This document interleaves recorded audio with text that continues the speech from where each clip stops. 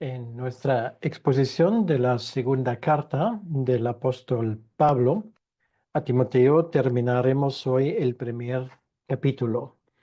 Y si la última vez hablamos sobre el tema un llamado a ser valiente, pues hoy el tema que cierra este primer capítulo va a ser un llamado a ser fiel. Es precisamente la fidelidad que es una de las constantes más importantes en la vida cristiana. Toda nuestra valentía para poco nos sirve si finalmente llega el momento cuando nos pongamos débiles, flaqueemos y terminaremos mal. Por lo tanto, hay un dicho en español que dice que nadie se alabe hasta que no se acabe. Pues esto es precisamente de lo que va a hablar Pablo hoy. Y hacemos bien en apropiarnos sus advertencias. No es solamente importante correr, es importante correr bien y llegar a la meta.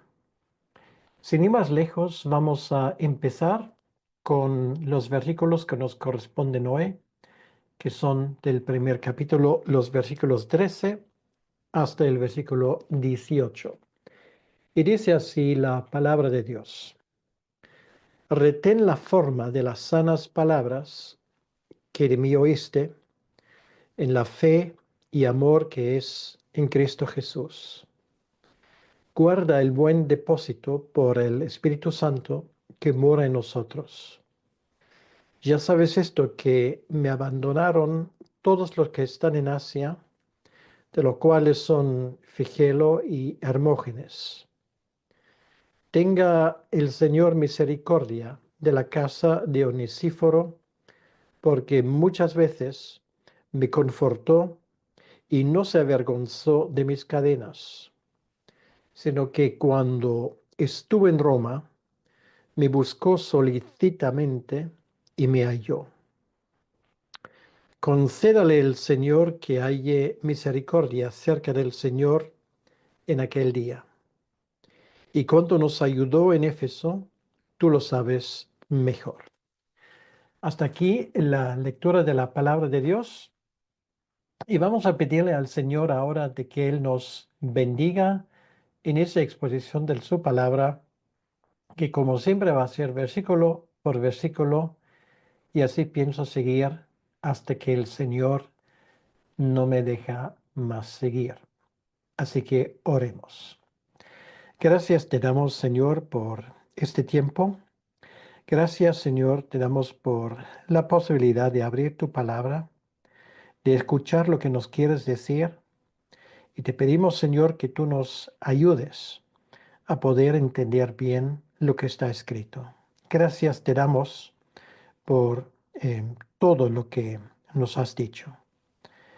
Gracias también por esas palabras de Pablo, palabras sabias que él nos dice poco antes de pasar a tu presencia. Por lo tanto, ayúdanos, Señor, a apreciar bien el peso particular de esas palabras. Te lo pedimos, Señor, en tu nombre. Amén. Por lo tanto, el mensaje de hoy tiene el título Un llamado a ser fiel.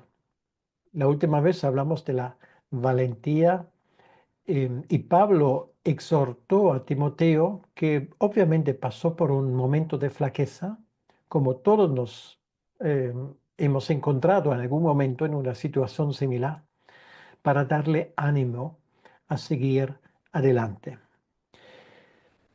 Ahora, en cuanto a ese tema, Pablo no ha terminado con con sus imperativos y en este sentido de ser fiel hasta el final, él da ahora dos mandamientos particularmente importantes. El primero es retén la forma de las sanas palabras que de mí oíste. Pues es una expresión única en ese sentido en el Nuevo Testamento y vale la pena que entendamos bien lo que esto exactamente quiere decir, porque puede ser de importancia fundamental para cada uno de nosotros y también para nuestros ministerios.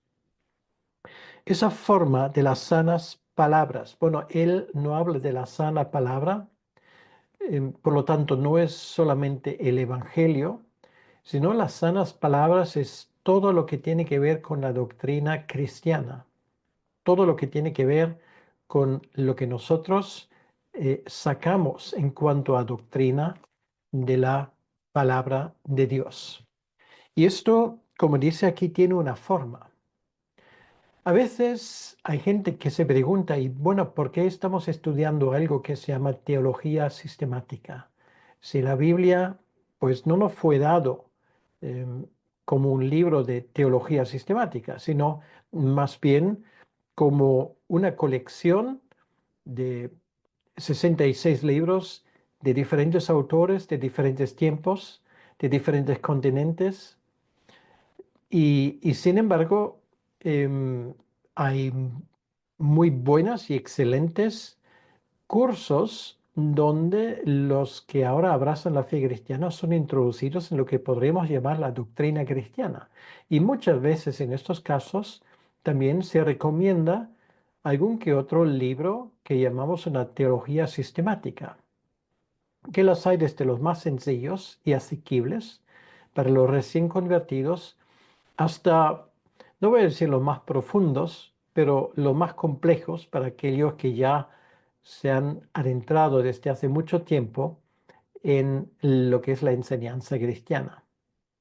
Ahora, ¿está bien realmente que estudiemos teología sistemática? Bueno, nos damos cuenta de una cosa y es muy interesante que el Señor nos ha dado una forma de pensar que por naturaleza, o yo más bien con más precisión quería decir, por, perdón, por proclamación de parte de nuestro Dios, solamente podemos pensar de modo sistemático. Y esto nos damos cuenta de muchas cosas. Si tú no eres capaz de explicarte de una forma coherente y sistemática, nadie te va a entender. Si tú tienes que explicar un tema y saltas de un punto a otro sin conexión, entonces obviamente la gente no se van a enterar. Y esto ocurre también con la fe cristiana. De la misma manera como tenemos libros de texto, de matemáticas, de geografía, de historia, de biología, de muchas cosas, y todo esto se ha organizado de una forma lógica. Esto es una manera de aprender mejor. Y cuando Pablo dice aquí la forma de las sanas palabras, él obviamente nos habla de que la doctrina cristiana se puede poner en una forma para que nos sea más fácil de aprenderlo. Esto lo hacemos, por ejemplo, en términos generales en cuanto a la teología. Y es una buena idea. Por lo tanto, lo que tenemos aquí es una cosa muy interesante. Pablo anima a Timoteo de no olvidar lo que él había escuchado de Pablo, porque Pablo era una persona muy ordenada. Y esto nos damos cuenta en su epístola a los romanos, porque Romanos no fue escrito por un problema imperante, como ocurrió en tantas ocasiones, un intento de resolver uno o varios problemas, sino en la carta a los romanos, él expone, hace una exposición de la doctrina cristiana. Y por esto Romanos está perfectamente ordenado. ¿Vale? Ahora no es el momento de entrar en eso, pero ahí tenemos posiblemente el producto concreto de lo que Pablo aquí llama la forma de las sanas palabras. Esto bien podría coincidir con la carta a los romanos. Piensa un momento en ello. Y también eso tiene que ver muchas veces con otras cosas. Por ejemplo, ¿tú serías capaz de explicar lo que es el Evangelio en menos de 3 minutos, en frases sencillas, de una forma coherente? Pues deberías. Y ahora simplemente te voy a poner un ejemplo para que tú veas lo que Pablo em, quiere decir cuando él dice que tenemos que retener la forma de las sanas palabras. ¿Cómo presentamos el Evangelio? Empezamos, como siempre, con Dios, no con el hombre, con Dios. Y allí fallan ya muchos de nuestras formas de presentar el Evangelio. Empiezan con el hombre y es una grave equivocación. No empezamos con el tema de que a ver si buscamos un sentido para nuestras vidas, si buscamos a ese alguien, como a veces se dice, que nos hace más felices y ese tipo de cosas. Lo siento mucho, pero esto simplemente no vale ni la pena. Tenemos que empezar con Dios, con los atributos de Dios. Llegamos a la conclusión de que Dios es perfecto. Y luego el segundo punto de que Dios requiere la perfección. Ahora, eso nos lleva a nosotros. Si Dios requiere perfección y nos miramos a nosotros, tenemos que decir que somos imperfectos. Tenemos que hablar de nuestros defectos, que cada área de nuestra vida como seres humanos está afectada por el pecado. Y si solamente hubiésemos pecado una vez en nuestra vida, en una área, esto ya hubiese sido suficiente para no cumplir el estándar de Dios. Jesucristo dice en el capítulo 5 del Evangelio de Mateo, sed pues perfectos como vuestro Padre en el cielo perfecto es. Sed santos, porque yo, vuestro Dios, santo soy. El Señor lo dice en el libro de Levítico. Por lo tanto, fallamos. Estamos lejos de cumplir con la justicia que Dios requiere. Pues ahora viene el tercer punto, y esto es nuestra esperanza. Estamos hablando del Dios hombre, de Jesucristo. Efectivamente, por un lado, Él cumplió toda la justicia que Dios exige, según su humanidad y por supuesto según su divinidad. Y por otro lado, se hizo uno de nosotros. En la cruz del Calvario pagó el pecado, pagó el precio de nuestras iniquidades.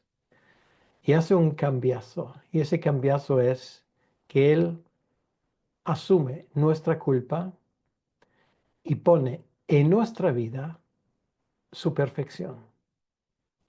Por lo tanto, Él muere con las palabras consumado es, está pagado. La deuda ha sido saldada. Y esto es el Evangelio. Esto es el Evangelio, 3 puntos, Dios, nosotros, Jesucristo.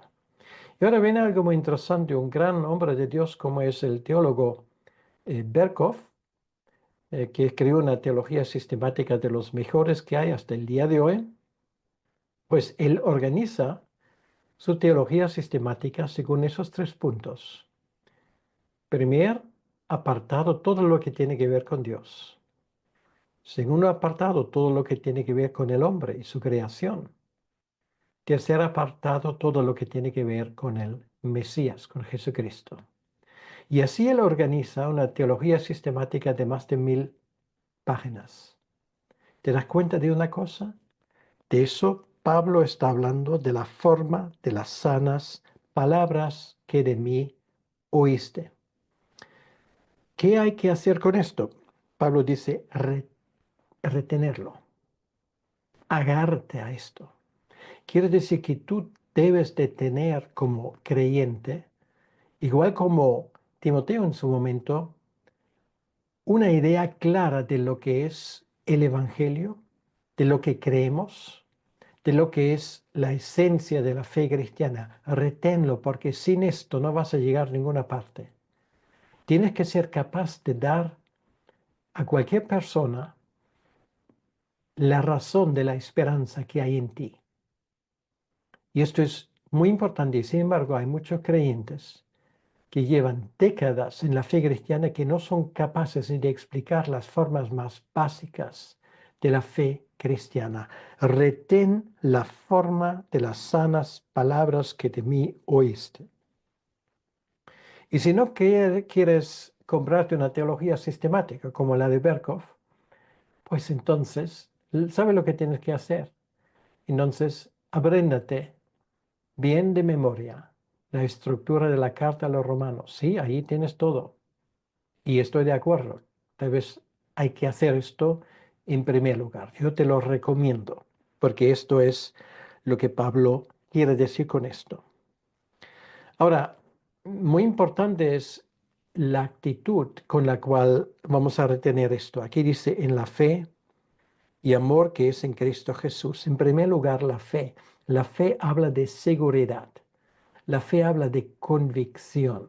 Quiere decir, estas cosas no solamente lo vamos a aprender de memoria, como tú puedes aprenderte el Código Civil o el Código de Circulación, sino tenemos que hacerlo con suma confianza de que esto decide sobre mi futuro eterno.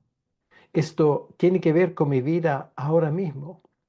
Eso tiene que ver con todo y cualquier aspecto de mi vida.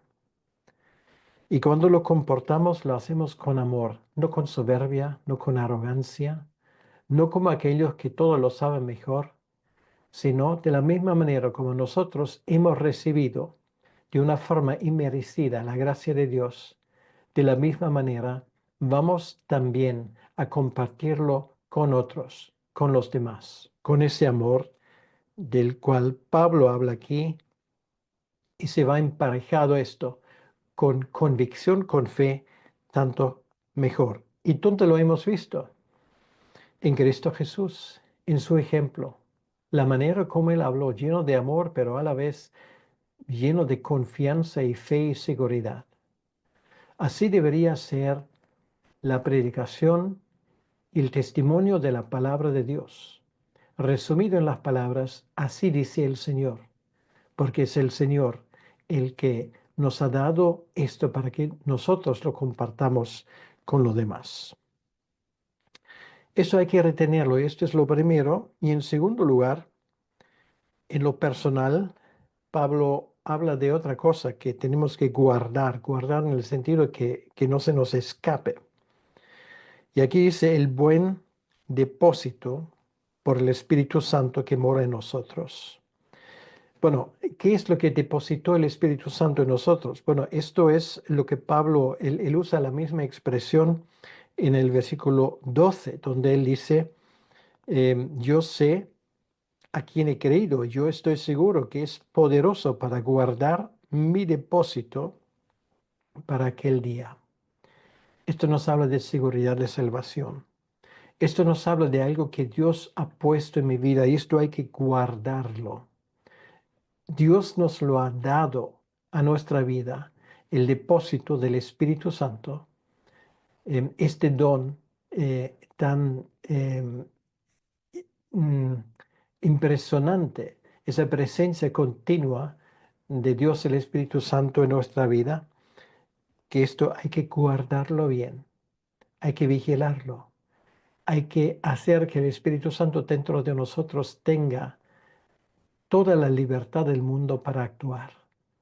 Esto quiere decir que es imprescindible buscar la voluntad del Señor, vivir una vida en santidad, quiere decir de tal modo que a Él le agrademos.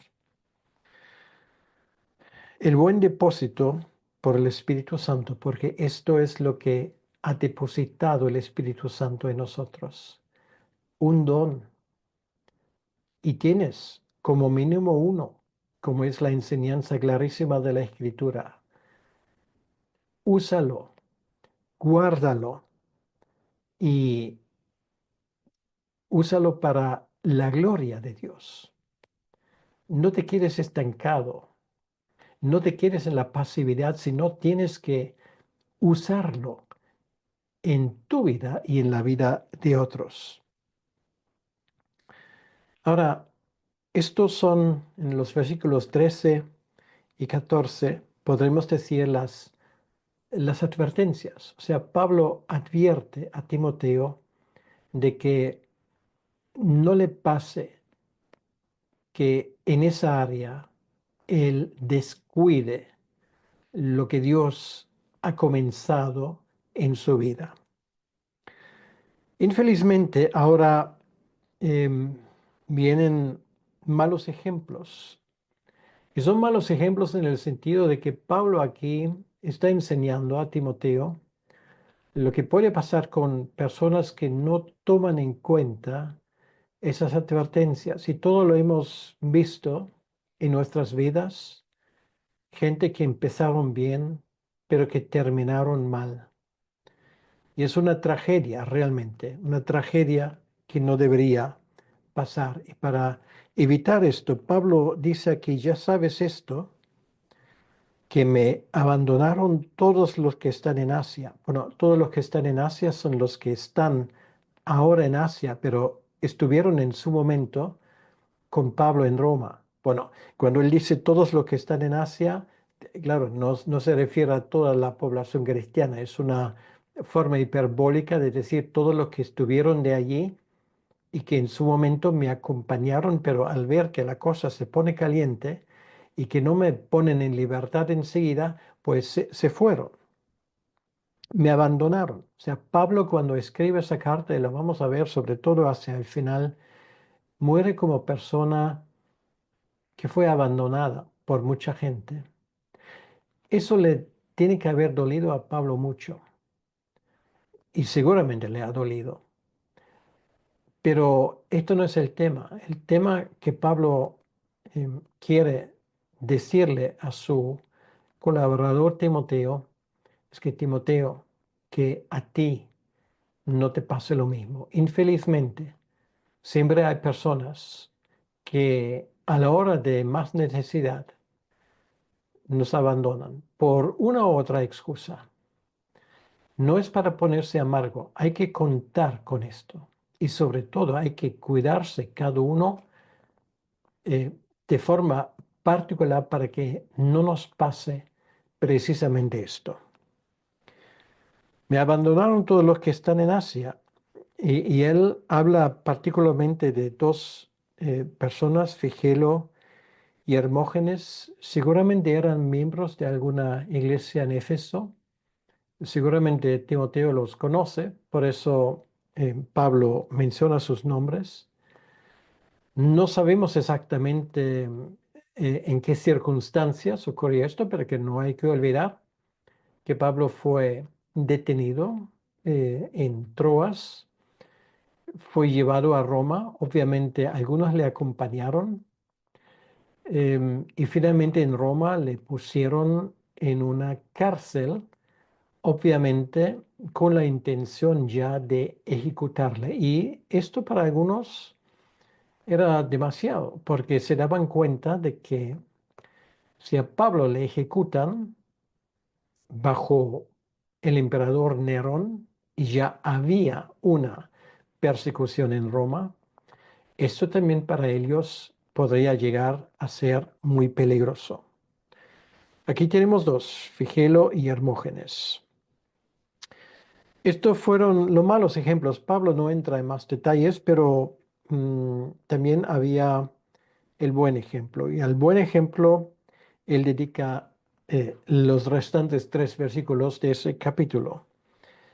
El buen ejemplo es, em, digamos, lo vemos en la persona de Onesíforo. Dice aquí, tenga el Señor misericordia de la casa de Onesíforo.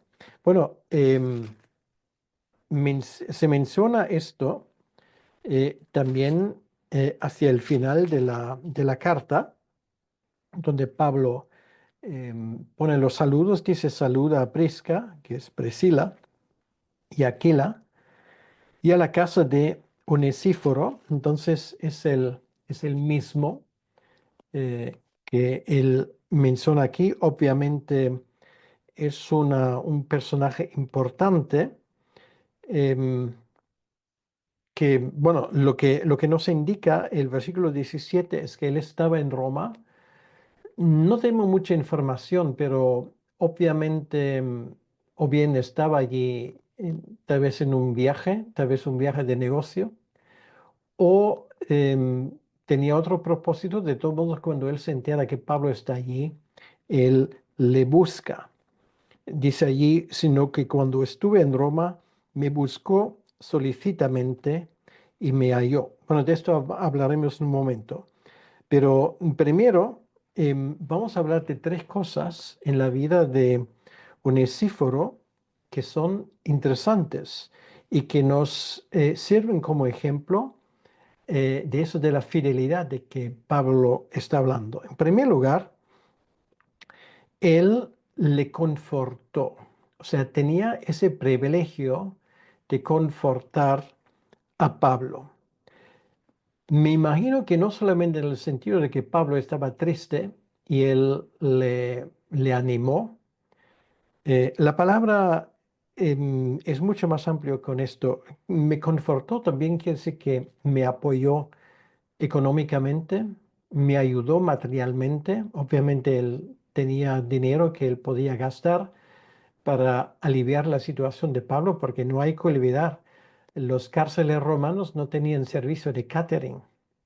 Los presos recibieron eso lo que sus familiares o alguien que se apiadó de ellos les trajeron, porque si no se mueren de hambre ahí en la misma cárcel de romanos. Entonces, esto tampoco es una situación como al final del libro de los Hechos, donde Pablo está bajo arresto domiciliario, sino esto ya es una celda donde Pablo está bajo vigilancia continua, donde ya está restringido en sus movimientos definitivamente y depende de la ayuda exterior. Pues ahí aparece Onesíforo, que se entera de la situación de Pablo y le sirve de ánimo en esa situación. Pero no solamente esto. Y esto creo que lo entendemos bien, porque si tú te identificas con un preso, que obviamente la acusación de Pablo sería algo como alta traición. ¿Por qué? Bueno, porque Pablo era un enemigo que Nerón buscaba, porque buscaba un, em, digamos, un culpable para la situación desastrosa que había en Roma, que era culpa de Nerón. Pero claro, Nerón no lo admitió, como suelen hacerlo los políticos hasta el día de hoy, sino buscó em, pues un culpable. Y esto él lo encontró entre los cristianos y sobre todo en la cabeza de esos cristianos. Ya en el año 64, el apóstol Pedro fue martirizado, crucificado, y ahora estamos posiblemente en el año 68, y ahora le toca a Pablo, en esa primavera del 68, donde él ya nota que esto pueden ser los últimos días. Entonces, al identificarse con Pablo, él corre un riesgo, porque claro, si Pablo era un prescrito por la ley, si a Pablo le buscaban bajo acusación falsa, si tú ayudabas a Pablo automáticamente, te expones a un peligro. Y ese peligro es evidente, ese peligro es que te identifican a ti también como malhechor.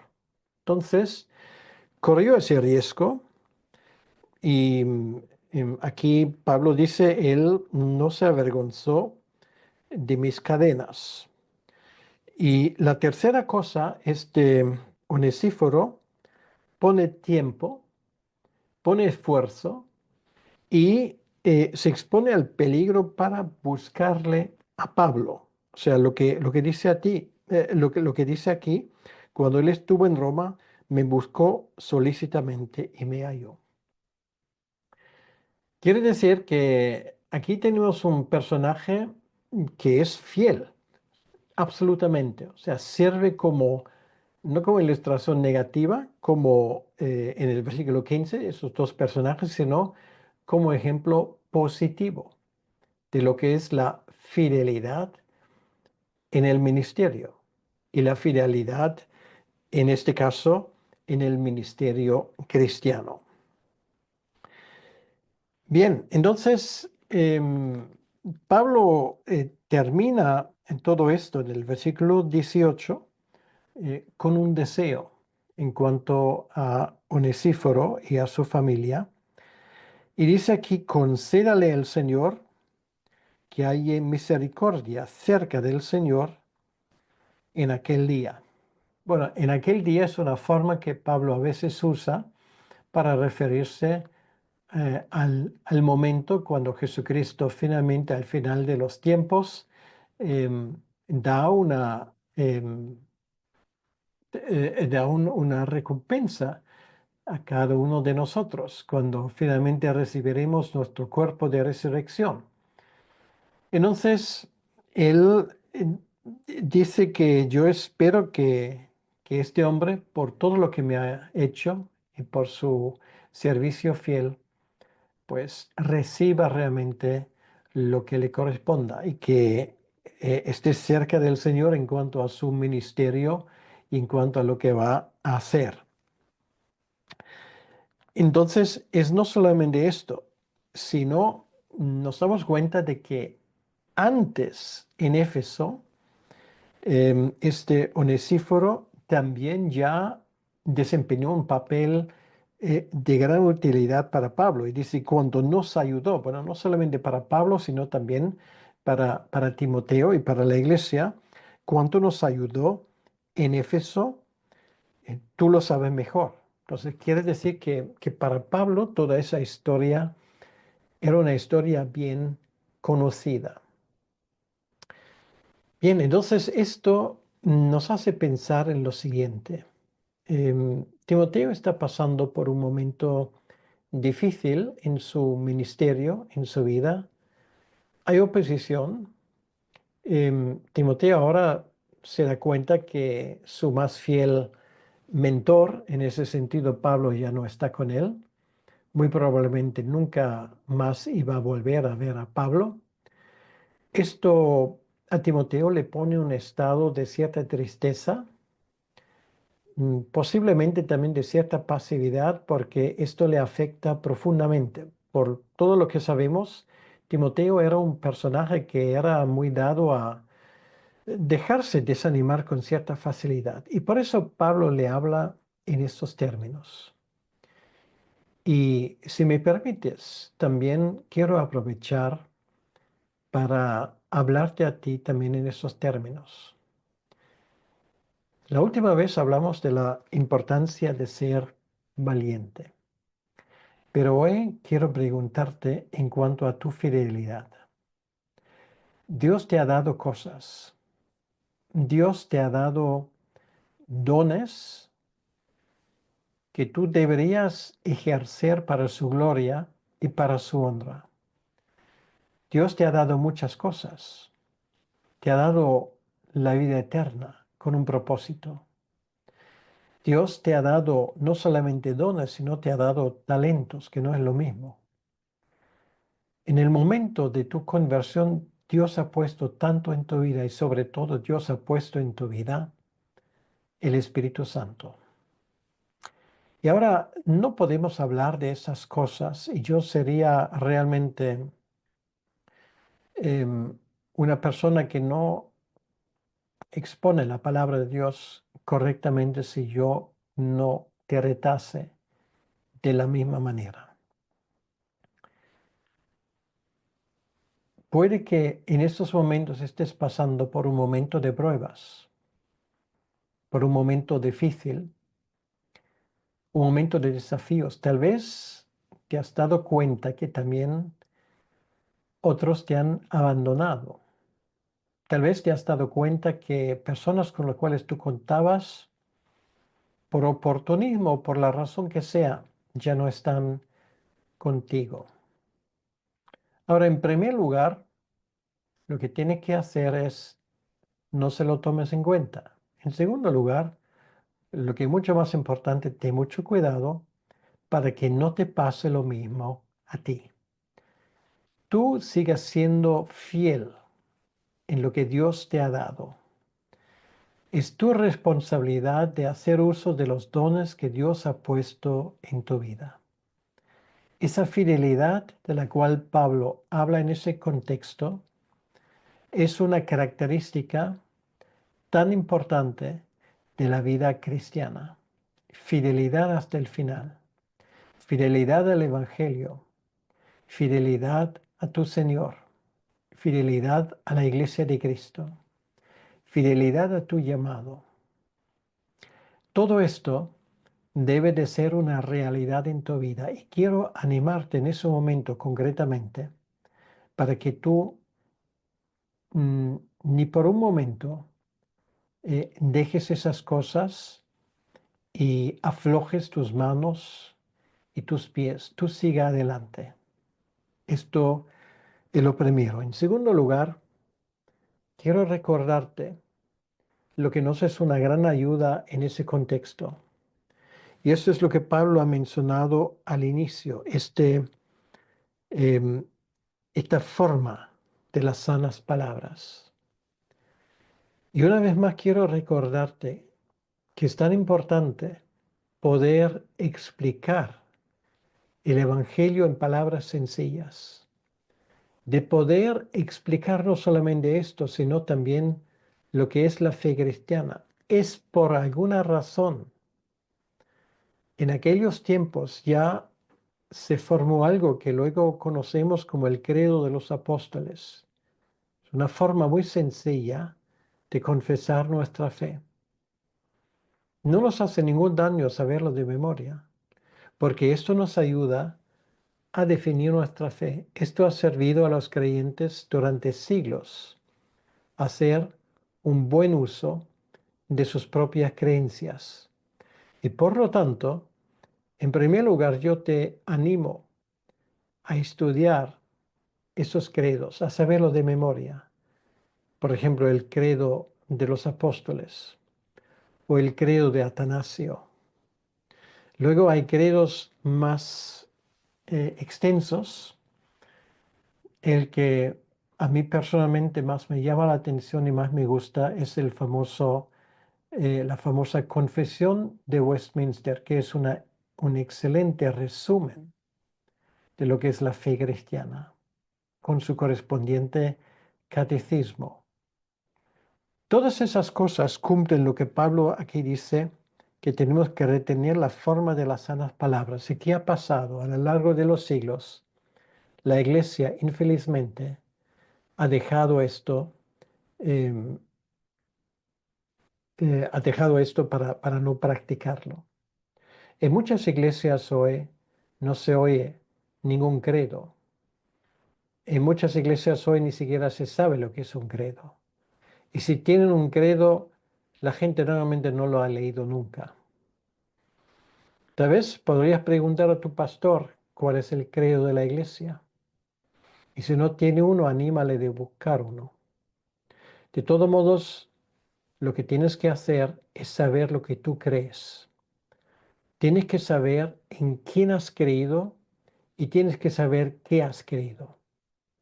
No se puede enfatizar esto lo suficiente y por esto me he tomado el tiempo particularmente para hacer un énfasis sobre esto.